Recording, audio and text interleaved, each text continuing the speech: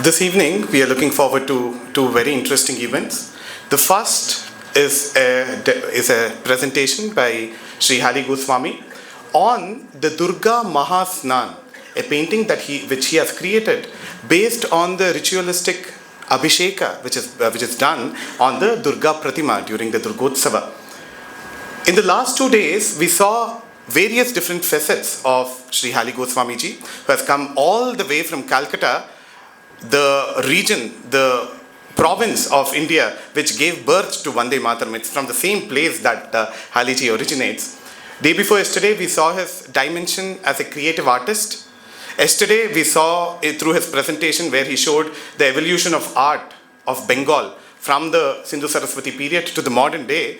We saw his acumen as a researcher, as a very good scholar of art, and the manner in which he delivered his objective analysis.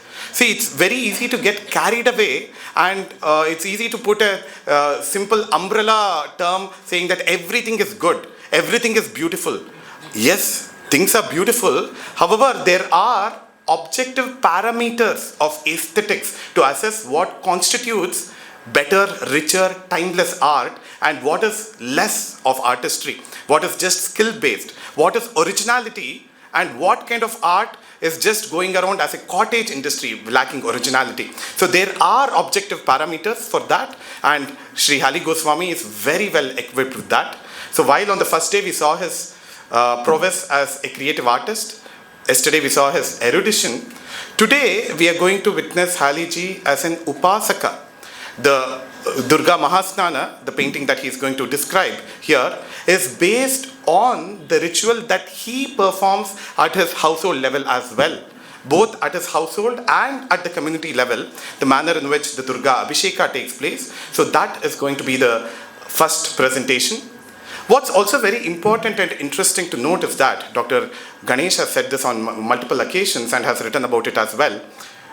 The culture of a country resides in its perceptions at the level of Adidaiva.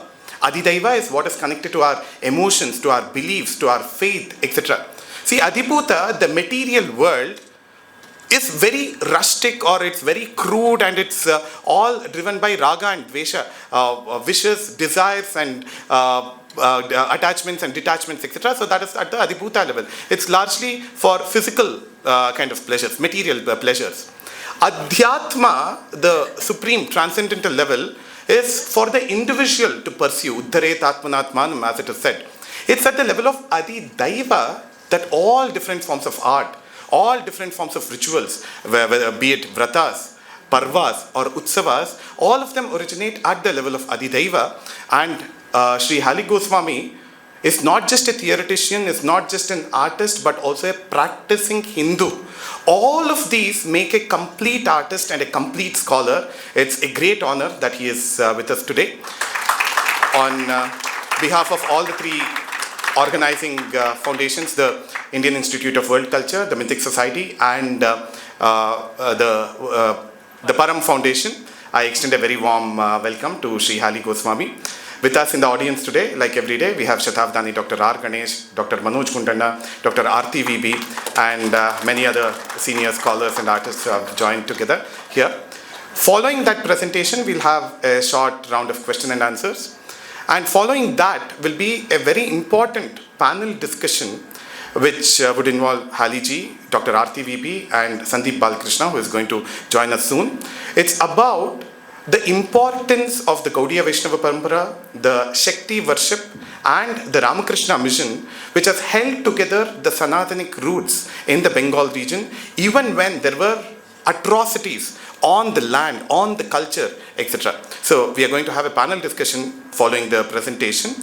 So now I would like to invite Sri Halley Goswami onto stage.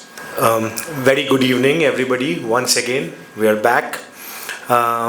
A special heartfelt thanks to Dr. Śatāvadhānī Ganesh for being the first supporter of this event, to Param Foundation, to Indian Institute of World Culture, and Mythic Society for having me here, for supporting with all their time, finances, and hearts. and last but not the least, to Arjun, Bharadwaj, Sagar Mehta for making it happen, making the dots connect, and all this wonderful audience. I'm receiving the love.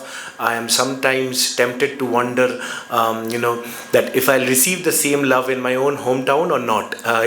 Probably I would, but I don't know. This is so homely and such warmth. And this again is making me realize that Sanatana Dharma is our connection. So the art forms may be different, everything could be different, but everybody is getting through the apparent differences of art and presentation and going through the characters of Rama, Durga and connecting. So yes, as long as Aurobindo said, as long as Sanatana survives, India will survive. So with this note, I'll today begin Durga Mahasnana, Shakti worship as the unifying force of Bengal. So this presentation is divided in two parts. The first part is a brief introduction into how Shaktism panned out in Bengal. That is also very interesting. And the second part is a little bit into the Mahāsnāna parampara of Durga. I mean the tradition, the ritual tradition. Durga Puja has lots of intricate rituals. It will take a huge workshop to be explained. I will not go into that.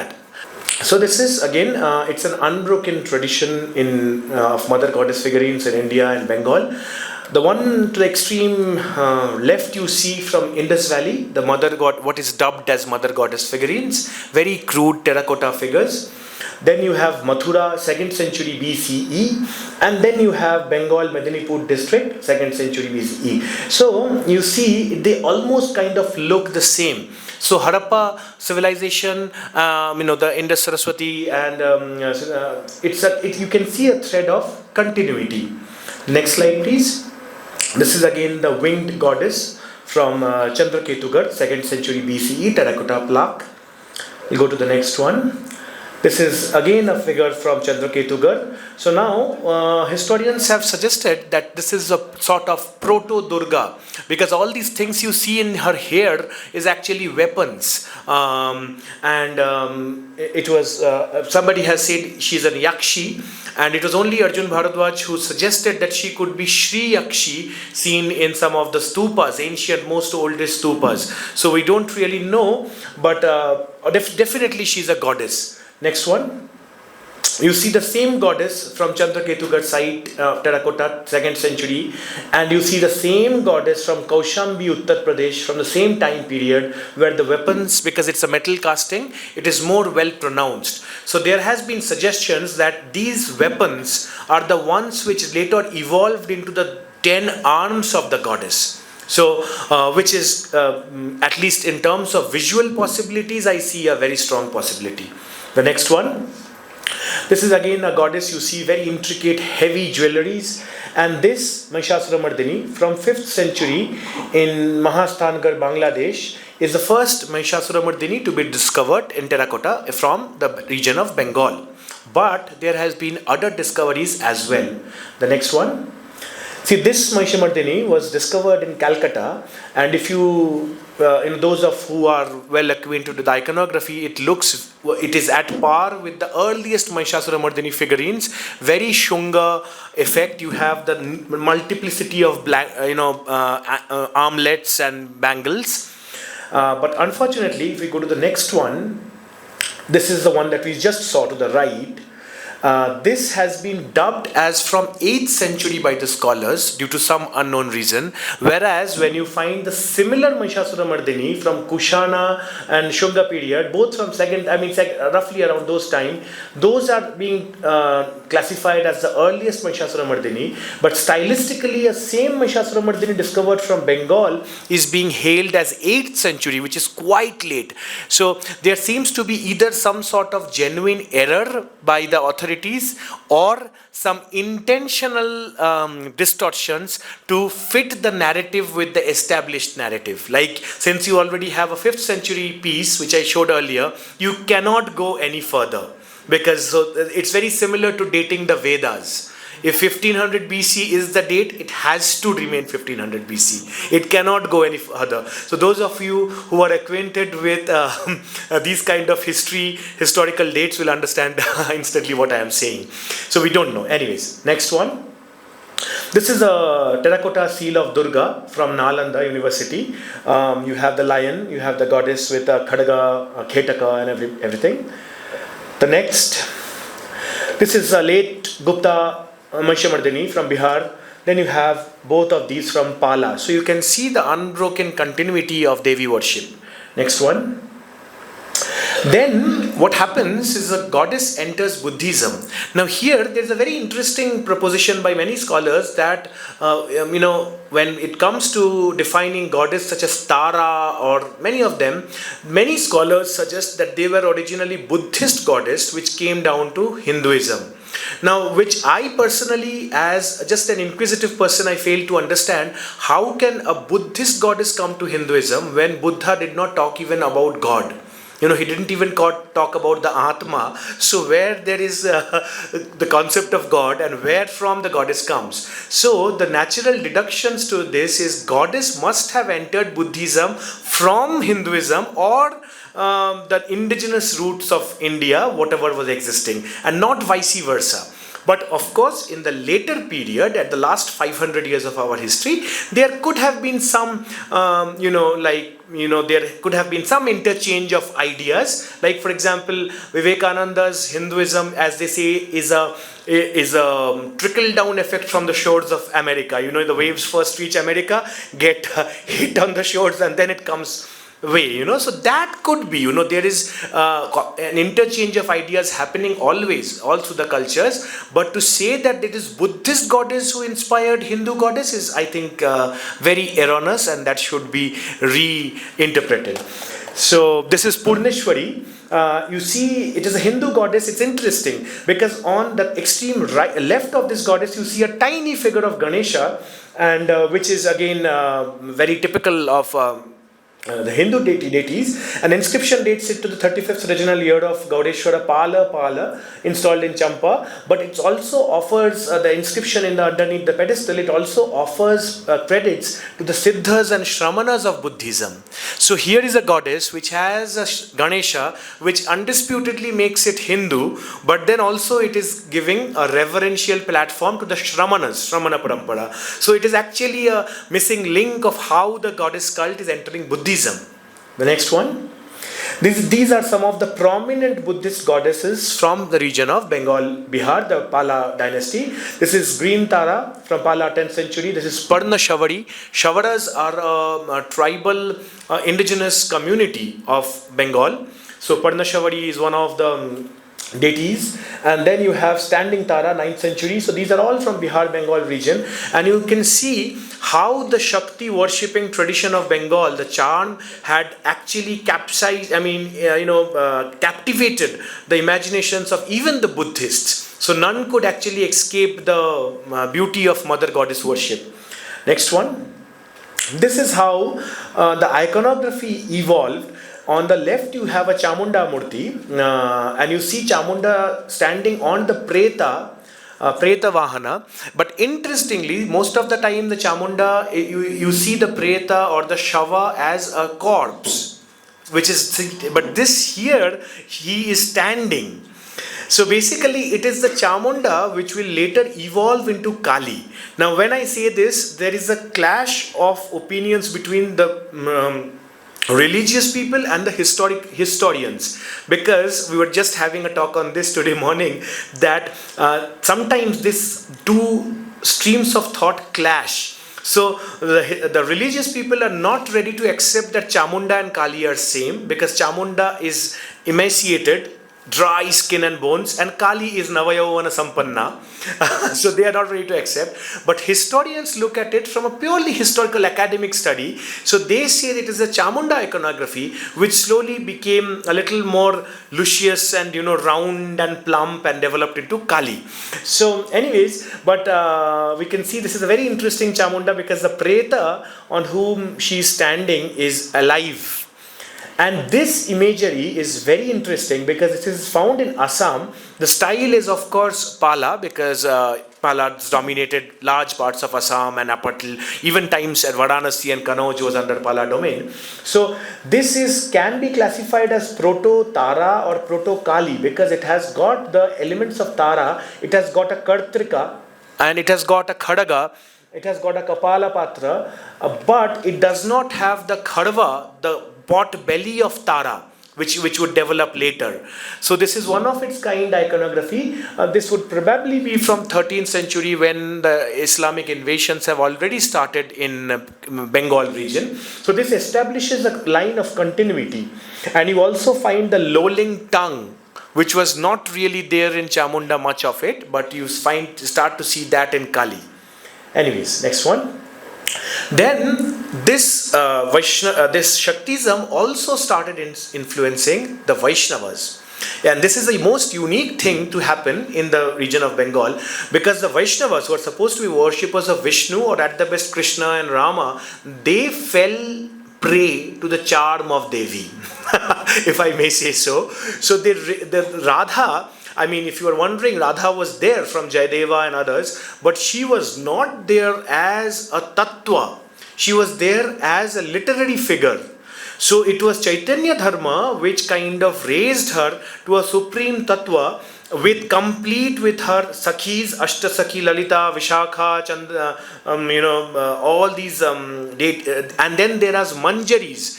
Each of these Sakhis would have their own group of Sakhis. And then this way, this group would go multiplying 108, thousands and thousands of Sakhis, so, which they call Yuthas. So all these Yutha Baddha, they would go and chant. So it is a proper, a systemized theology. So in this picture, which is a lithograph from 20th century, you see the Rai Raja Shyam Kotwal. So basically Rai is the name of Radha, gets into the throne of Vrindavan as Vrindavaneshwari, and Shyam becomes the Kotwal. So this is a fantastic transition which is not seen in any other form of Vaishnavism, where the divine feminine, gets a place of importance even in Vaishnavism. And if you go to Vrindavan today, the bhava of which was largely shaped by Gaudīya-vaişņavism, and then other paramparas also picked up the kind of adapted to that new bhava, Radha reigns supreme. It's Radhe Radhe for Vrindavan. And they are very proud of the fact. They would say, Vrajvasi would typically say that our Upasya is Radharani. We worship Krishna because Radharani worships Krishna. So you see this beautiful amalgamation of Shakti Tattva. Shakti Tattva was also there in Sri Vaishnavism, and it's not that it's not there, but not to this level. I mean, Lakshmi and all is all there. There is no, it's very subordinate. But here Radha acquires this supreme center stage, which is again the gift from the soil of Bengal. Next, please. So this is some of the earliest Vigrahas, Murtis of Radha to be found. They were all sculpted from Bengal and taken there by the wife of Nityananda Prabhu, Jannava Thakurani. So this is Govindaji, the center, whose painting you see in the gallery. So this is the Radha next to Govindaji. This is Radha Gopinath, and this is Madan Mohan. So these deities were originally dug out from the mounds in Vrindavan by various Gaudīya-vaişņava acharyas, and the legend has it that these were the deities originally installed in Vrajmandal by Vajranabh, the great grandson of Sri Krishna. And in time they all became lost, and it was Rupa Goswami, Advaita Acharya, and all these people who went there, and through meditation, through visions and dreams, they kind of revived these sites. So this is a typical Radha imagery from eastern India, one from Odisha, one from Bengal, and you can see this mudra where she holds the tambula, the pan. The pan becomes the symbol of offering to Krishna. Red eyes is because in Bengal parampara, you're not supposed to put any chemical colors on the vigraha. At least back then. Now they do. So the bhaktas needed to see. They were not happy with just the brass imagery which you find in the traditional in South India and also in the old in North Indian art. So what in the medieval time, what they started to do, they started to put conch shell eyes. So conch, the shankha, is, although it's bone, it is not counted as asthi. So that's why it is pavitra. Otherwise, no other camel bone or something, you can't stick to the surface of the Vigraha, but Shankha you can. So they used to take little bit of the Shankha, rub it until it gets the shape of this eye, and then they used to have a special lac and sambrani, dhuno, and rub it and make it into a glue-like, paste-like thing, and add some sindoor to make the red, and stick the eyes using the red, so that the red becomes denotes the redness of the eye. So that's how these eyes were sculpted. Temporary, it has to be redone every couple of months in the Vigrahas. The last stage of development in Bengal school of Shaktism, it's very interesting. So Vande Mataram we started. That is, I think, the biggest gift that Bengal school of Shaktism has given to the greater Indian polity. Because if you have read Anandamath, I strongly recommend you should read Anandamath, because it's a beautiful book. It's especially if you are into Sanatana Samskriti, and so where concepts of Vairagya and Desha, Prem, everything comes together. So here the scene of Satyendra leading, who is a sannyasi, who leads one of the protagonists into a cave, an abandoned temple, when there was a lot of political turmoil going on in Bengal, East India Company, the Nawabs and all of that, and they come across a imagery of beautiful Chaturbhuj Narayan with Madhu, Kaitab, Lakshmi, Saraswati and all that, and in the lap of Vishnu, they see a beautiful bejeweled deity of a goddess, two-armed goddess. So Mahendra asks, who is she? Then Satyendra says that it is Ma, just say Vande Mataram. So he does not understand who is Ma, he just says Vande Mataram. Then they go through tunnels to another altar, another Prakoshta, where they see a imagery of Jagadhatri, Durga, four-armed, sitting on the lion. Then again he asks, who is she? Then Satyendra says, this is Ma, what she was. She dominated the lions. She was Sarvalankara Bhushita, beautiful with Kirita and all that, resplendent. And now bow down to her, say Vande Mataram. Then they go to the second shrine, where they come across an image of frightful Kali. And then Satyendra says that this is Ma, what she has become. She has been robbed, that's why she is Nagnika. So exact word is Rita Sarvaswa Tai Nagnika. Isliye Nagnika. So that's why, and she is trampling her own Shiva under her own feet. So here the word Shiva gets the connotation of her own auspiciousness. Yeah. So that's why, and then they again bow down saying Vande Mataram. Then they come out of those caverns of the dark caves and suddenly come out in the forest, and they see a beautiful marble temple where there is this Dashabhuja Durga Pratima made of metal, shining with the 10 arms. On one side Lakshmi, Saraswati, Kartik, Ganesh, and then Satyendra says, this is Ma, what she will become in the future. On her right, she has Lakshmi, prosperity. On one side, she has Vani, full knowledge. On one side, courage in form of Kartikeya, and then Siddhi in form of Ganesha. So this, and then Mahendra asked, when shall we see this form of Ma? Satyendra says, when all the 7 koti, Sapta Koti Kanta calls out to Ma as Ma, then Ma will reveal herself. So, and then they start singing Vande Mataram. So it's a very poignant scene. So this imagery of one Devi as Bharat Mata as Durga was first coined by Bankim Chandra Chatterjee, and of course, as you can see, it is directly from the Bengal school of Shaktism. So the next one.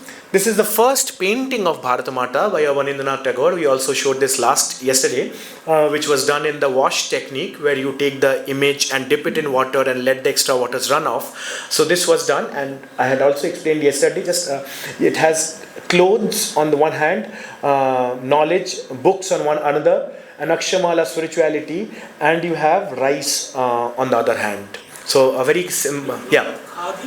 Yeah, khadi, white cloth, so Swadeshi Andolan was going on.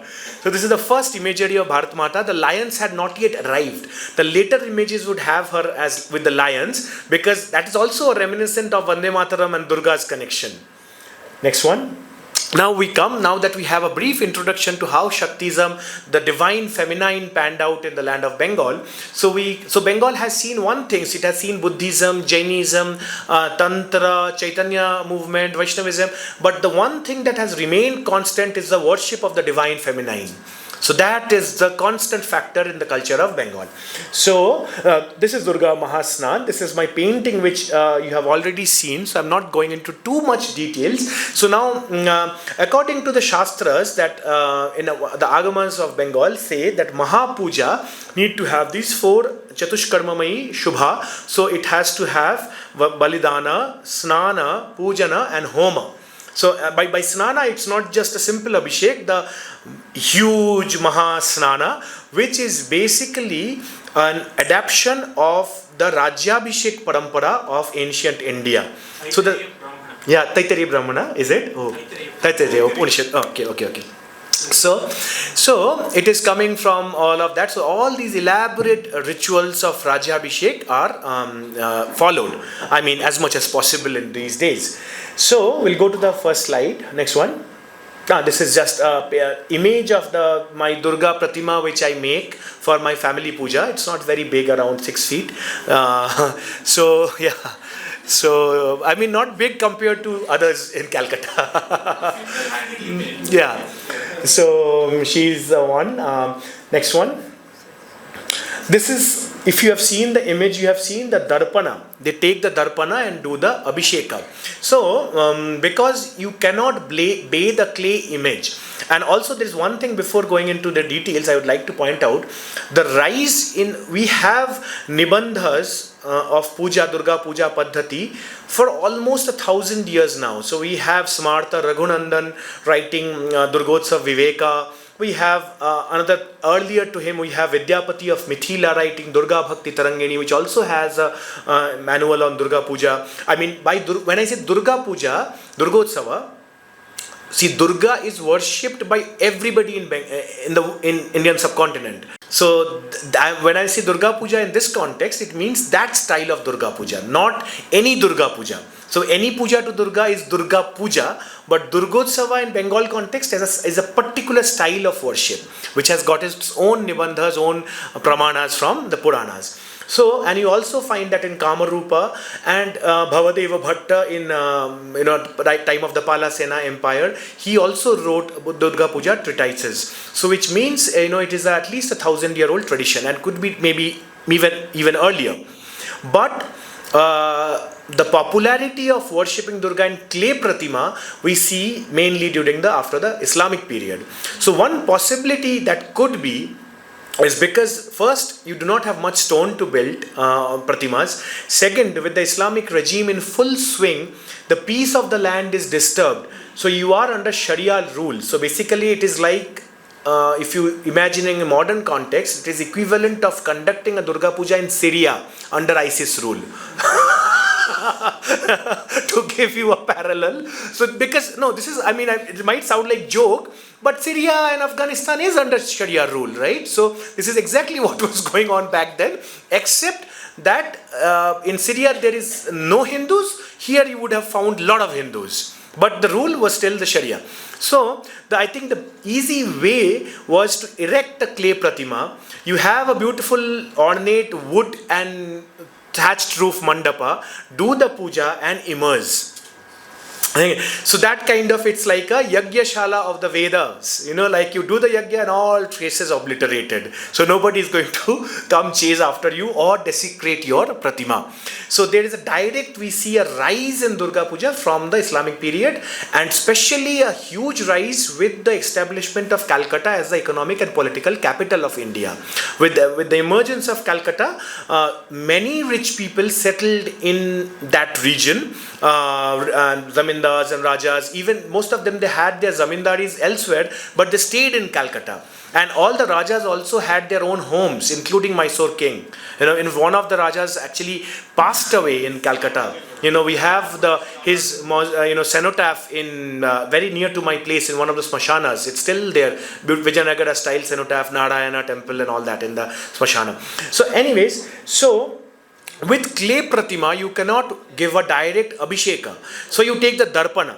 So these rituals are from my own house puja. So you see the darpana and the vimba of the Devi, and that is worshipped. Now darpana also has a spiritual significance because you find these verses like Cheto Darpana Marjanam in various texts, Shikshashta Chaitanya Mahaprabhu, where your mind, your chitta becomes a darpan, of your soul, reflection of your soul. So this is also this allegory which is used. Next one. This is the offering of Danta Kashtha, toothbrush and although powder. So that's how the day begins after the Prana Pratishtha is done. Now in Durga Puja, sometimes the color, actually the oldest format of Durga Puja is from Krishna Paksha Navami till the Shukla Paksha Navami. So one Paksha Kala, 15 days, But nowadays they do it only for 5 days because it's very elaborate.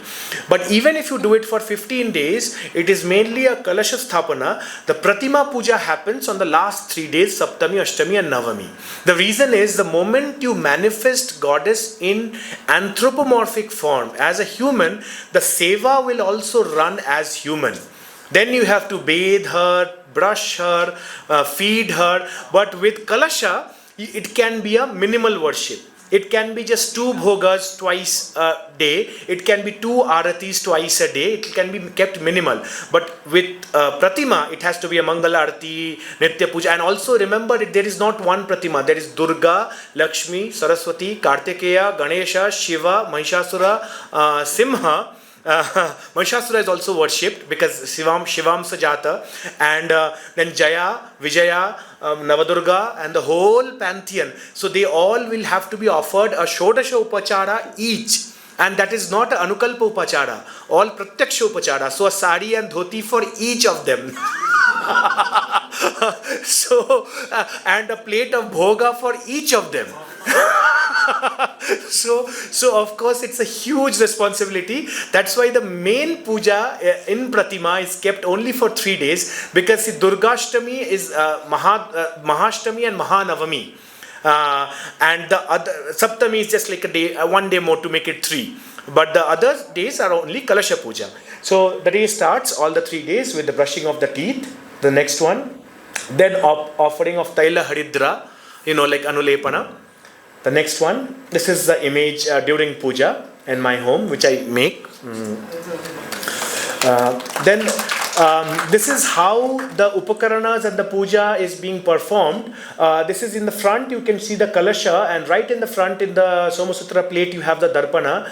And these little pots you see in the plate below are all those items, like Sarvatirtha water, dew water, Saraswati river water, rain water.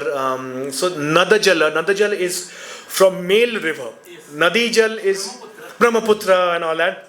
So Nadajala. Then there is Sarvaushadhi Jala, Mahaushadhi Jala. These are herbs. Then there are different kind of mrittikas, lot of Vrisha, Shringa mrittika, these kind of earth, from which the elephant has dug, these kind of. So these are all this process goes on for about 1.5 hours, along with chanting of Shri Sukta, Purusha Sukta, and some of the basic Veda mantras. This goes on. Next one. So this you can see the depiction in the painting. This is a close-up. You see the Sarvatirtha Jala. So in order to show the Sarvatirtha, I have depicted Varanasi, Kashi Vishwanath, then Srirangam, then Ayodhya. Of course, that time Ram Mandir was not built. Now the landmark so I chose the Sarayu Ghat instead.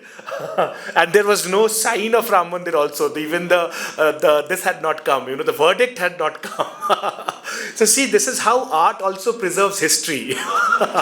So when we look back to history and temple sculptures and search for internal evidence, this is what internal evidence. To my unknowingly, I have incorporated a little bit of history in the painting. Then you have Sharda Peeth, which of course, we have forgotten that Sharda Peeth belongs to us. It's really unfortunate. It's a university where Shankaracharya received his first, he was enlightened. And if you ever visit Srinagar on the Amarnath Yatra, you should visit the Hari Parvat, which is considered the place where Shankaracharya first received the vision of Sri Yantra. And the entire Parvat is considered the living Sri Yantra. And Yes, Meru. It is considered the Meru. And when I went there 2 years back, the Kashmiri Pandits were saying that even some of the old ones, that in our childhood we used to see every day in early morning our elders in dozens, they used to go and do a parikrama of that Parvat. Just imagine that, wearing Kashmiri dresses, doing that. But that's all lost. So I intentionally included Sharda Peeth. Then you have Puri, Rameshwaram, you can identify by the pillars, Kamakhya and Dwarka. So I tried to maintain all the different places, and then you see how the waters are being collected, and also the cows are giving their milk from the udders. And you also see the amphora where they take the draksha, the wine for the karana. I intentionally used amphora because their links with Greek and India was very strong, and this is something that we don't remember. So especially North India, Mathura and these regions had a very strong Greek presence right up till Patna, because Chandragupta Maurya's wives were Greek. One of their wives were Greek. So that's why. Next one. This is how the waters are poured. So this is the crucible, Sahasradhara. It's like a shower. And this Sahasradhara I have depicted in that format on the top. So you have the waters from the rains, from the clouds, from the rivers pouring down. The next one. This is also again how the Sahasradhara is happening. Now, as you can imagine, the process itself is so complex and elaborate. It's not possible for a nuclear, simple family like ours to do it the way, like these would have been kalashas each. And there would have been 50 people to carry the kalashas and rash. So this is just a token of what it used to be in the past. The next one. So this is the Kala, Kashtha and Nimisha, the different units of time which should bathe you. So you have the lunar cycles, and then you have the season cycle depicted by the trees. The next one. This is the Navagrahas, Aditya, Chandrama, Bhaumo, Vodha, Jiva, Sitar, Kajaha, that way. So you have Aditya, Surya with the boots. But because this is medieval style, so I have included the mustache, that way. And then Chandra, and then Bodha, and so Mercury, and so on, Rahu, Ketu. And these are the Kirti, Lakshmi, Dhriti, Medha, all the Pushti, all the Chaturdas Deva Patni. So we have given the scientific. Yes, the halos. Yeah, so the halos of each of these planets are the corresponding planets. Yes. That way, as much as possible, because Rahu Ketu again is not possible. Next one. Sahasradhara, the picture of how the showering is done. Next one. This is the Asta Kalashas. So Asta Kalasha is 8 pitchers. Ganga Jal, Saraswati Nadi Jal, Shishiro Daka. Shishira is dewdrops. Saraswati Nadi Jal, Padma Renu Daka, with lotus pollen. And I think Vrishti Jal, from the rains, Ushnodaka, hot water, warm water rather, not hot water, it's Caldew, and Chandan Yukta Jala, so Chandan Yukta Jala Purita Ghatena, and Shuddha Jala. So these are the Asta Kalashas. Of course, again, the original is Kalasha. This is the maximum I could afford. Because again, when you pour the waters, the waters also have to go somewhere. So that again adds to the problem.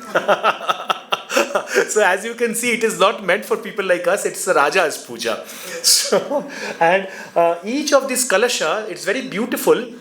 There is one mantra, you have to sing it in a particular raga, Malava raga, Kedara raga, Bhairava raga, this way, and accompanied by a particular kind of instrument. We'll go to the next one. Like first Kalasha, Ganga Jala water, Malav rag, Vijaya-vadhya. Second Kalasha, rain water, Lalita rag, Dundubi vadhya, Dundubi leather drums. Third Kalasha, Saraswati river, Vivasa ragini, Dundubi vadhya. Fourth is ocean water, Bhairava raga, Bhima vadhya. The next one, lotus pollen water, Kedar raga, Indrabhishek vadhya is Veena. So then sixth Kalasha, water from waterfalls, Nirjharo Udaka, and Varati Ragini, Sankhavadhya. Seventh Kalasha, water from all pilgrimages, Sarvatirtha Jal, Vasantaraga, Pancha Shabda Vadya. So string, flute, leather, human sound and conch all combined. Then eighth Kalasha, pure water, Dhane Shri Raga Vijayavadya. So this way, the original structure of Asta Kalashas Snana, but of course this is not followed anywhere because of the difficulties of the age. But through this you can have a very nice idea of how the Rajyabhishek used to be when the Rajas were coronated. Nowadays you see, at least for the last 200 years, they basically, the priests sprinkle water. But if you go to Thailand, if it's there in YouTube, if you see the last Thai king's Rajyabhishek, he is sitting wearing a uttariya on a throne and cross-legged, and the Thai Brahmanas crawl up to him, offer each of these kalashas, he takes it and pours it on his head. So he's actually pouring, it's like a 1 hour, 1.5 hours long process of bathing. Next one. This is Padmarenu Dak with the Padmarenu. Next one. And this is a depiction of the Asta Kalashas and the mantras. Since the mantra has to be sung in a particular Raga Ragini, these are the Raga Ragini's iconographical forms. So for example, on this lower image, the second one from right, white color, it is Vasanta Raga wearing a garland of palasha flowers, holding mango flowers in hand and a coil on his shoulder. So this way everyone has a Raga Ragini, all of which I do not remember right away, but if you scan the QR there, you can read all of that in details. The next one. These are the various mrittikas. You have Valmika Mrittika, termite hill, Varaha Danta, when the Varaha digs the earth, that Mrittika. Then you have Veshadwara Mrittika from courtesan. Then you have the Vrishashringa, Ashwadanta, Gajadanta, Parvata Mrittika. Down you have Devadwara Mrittika, Sarovara Mrittika, Nadi Ubhayakula Mrittika. Both sides, Ubhayakula, both sides, both banks of the river, and Yagyashala Mrittika, Rajadwara Mrittika, Chatushpatha Mrittika, Ganga Mrittika, and Kushamula Mrittika.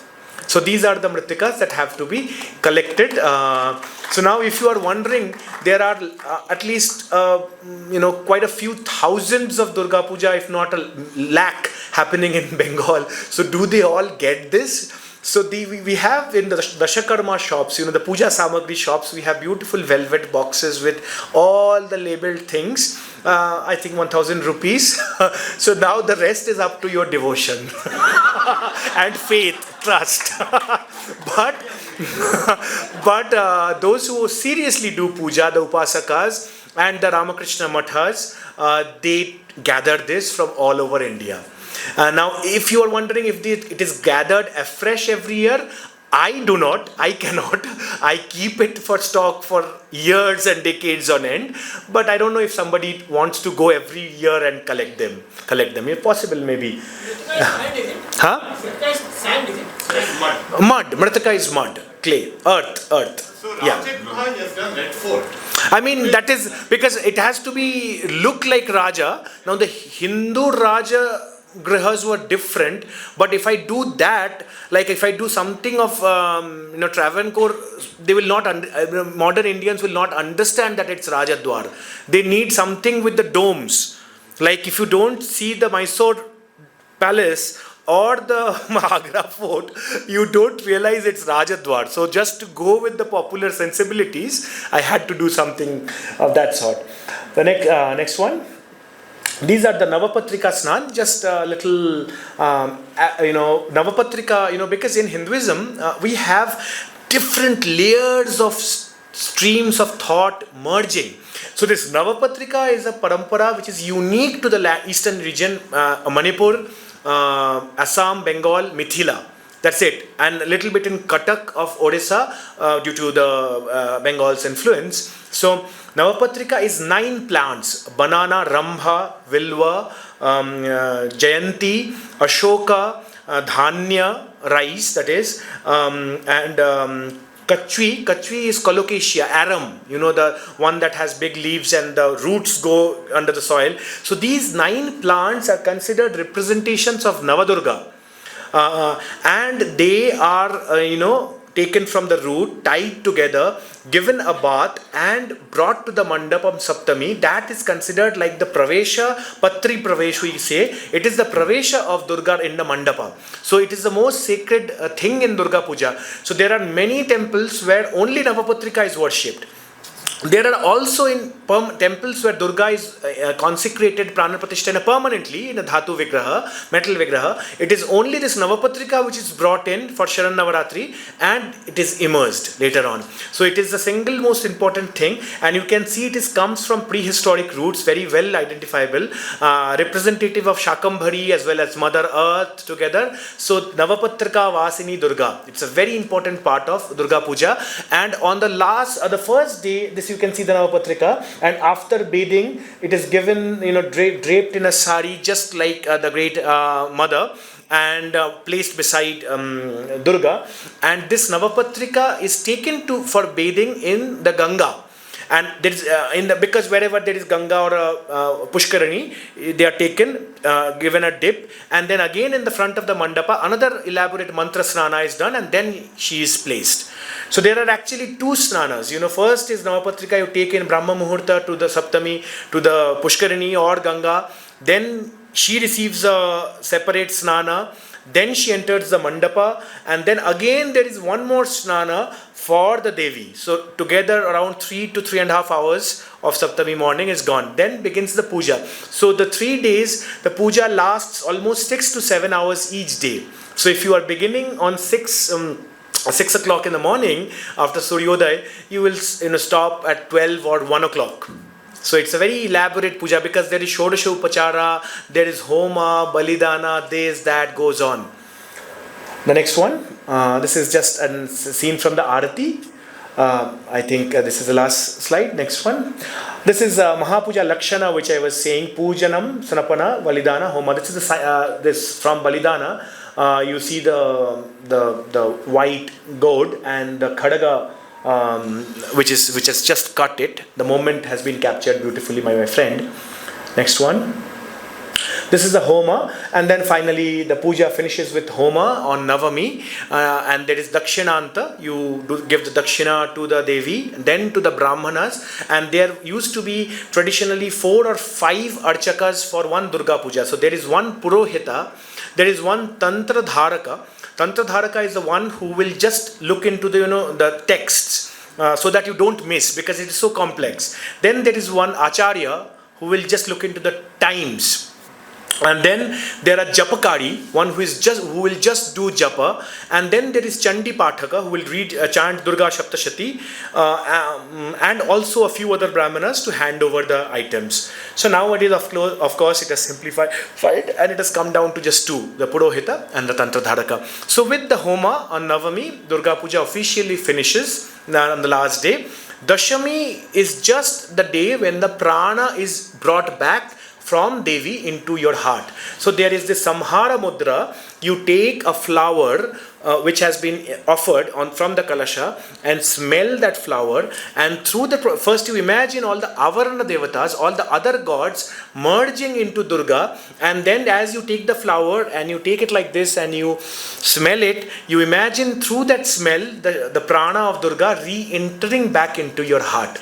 And yeah. Yes, so when you actually did the Kalasha Sthapana and the Prana Pratishtha also, first you sanctify the Pratima with different mantras, and then you invoke, you actually sanctify your body entirely, lot of mantras for that. That's again a half an hour, 45 minutes procedure. Then you imagine, do a dhyana of Durga, then you awaken the Durga, then you do the same Prana Pratishtha in your heart. The exact same mantras that you do on the deity will be on your heart first. Not bow down to somebody else, because he is becoming abhinna with Durga. Although people forget, even I forget, because if we could realize that we are abhinna with Durga, then I think we do not need the ritual worship anymore. So when my friends come, they would probably pat me, slap me on the back, So anyways, so you become abhinna with Durga, then with a breath you take out that prana and put it in the image. So basically, this is very important when those of you are not conversant, when somebody asks you are doing idol worship, you should see this thing. It is our own Atma Chaitanya who we are worshipping, and she is going back to us. So it is not idol worship in that sense of the word. And so this whole episode ends with Homa and Dakshina, and then of course the Pratima is now lifeless because Durga has gone back. So basically the Pratima gives us an opportunity to worship what we can't worship otherwise. You know, if I say worship your own consciousness, you can never do that. So she comes to fulfill that requirement. So, and when that requirement is done, she is immersed back in the waters. That is the day of Vijayadashami. So many people say, because you sculpt the image, does it feel bad to put her back? I say no, because the problem is, the good thing is, since I am also the, the pujari, as well as the artist, so for someone who is only the artist, he would feel sad, because it's his creation going. But for me, Durga has come back. So at that point, there is no sadness. And also, unless the Pratima goes, you will not have the urge to again make the next Pratima.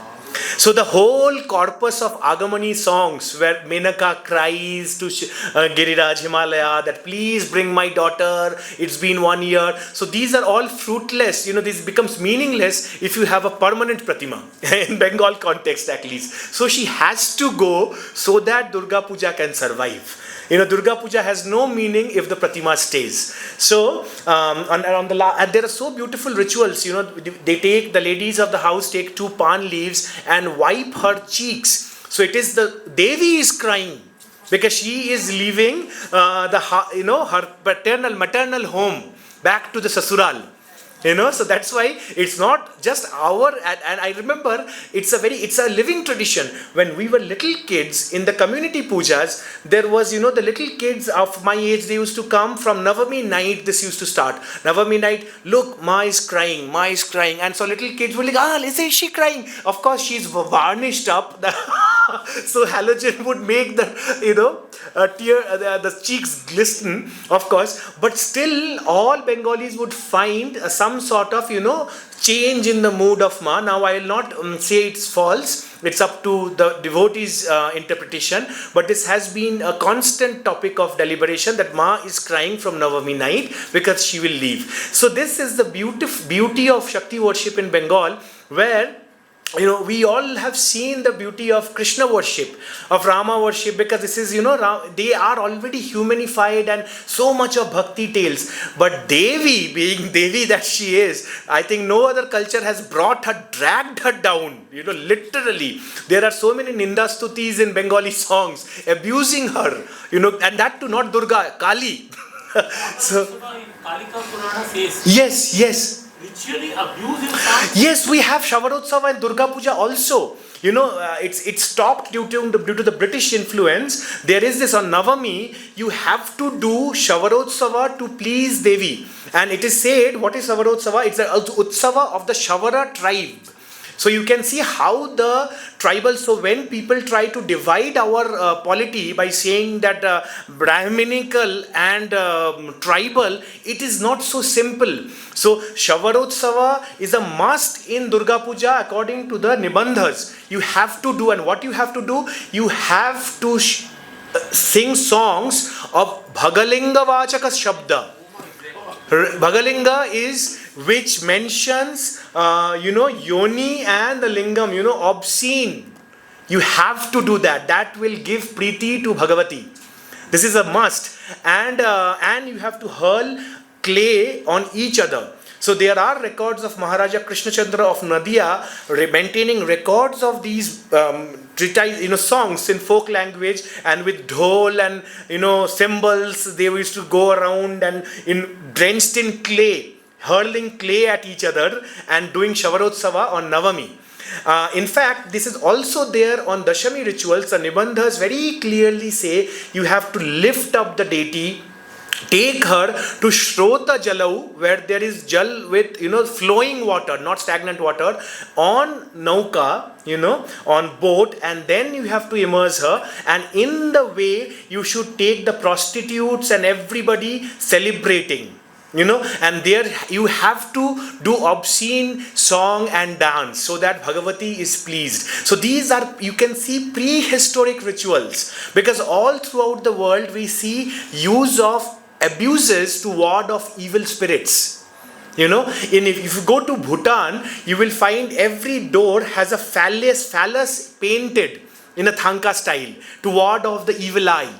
Okay, Romans had it, so it's not something exclusive to India. It's it's a sign of our ancient culture where the Victorian Western, church models had not precipitated yet.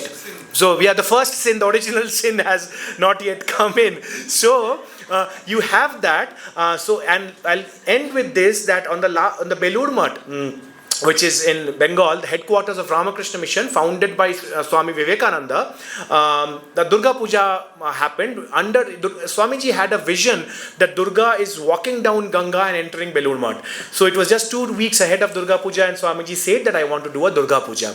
So they luckily found a murti and they did the first Durga Puja. So during the immersion day, Sharda Devi appeared, who is considered a living Durga, the Bhagavati Avatara, by the members of the Parampara. And there was, the deity was taken in the boat in the middle of Ganga, and she was about to be immersed, and there was some Grihastha disciples who were dancing and making obscene lewd gestures. So one brahmachari got offended, because remember, this was 1901. So as you can imagine, so he got offended, and he said, he instructed people to sign to him to stop that. And then when the news reached Shardama, she forbade. She said, no, Baba, you can't do that. This is how Bhagavati has to be pleased. So, with this note, I will end my talk on the Shakti worship of Devi.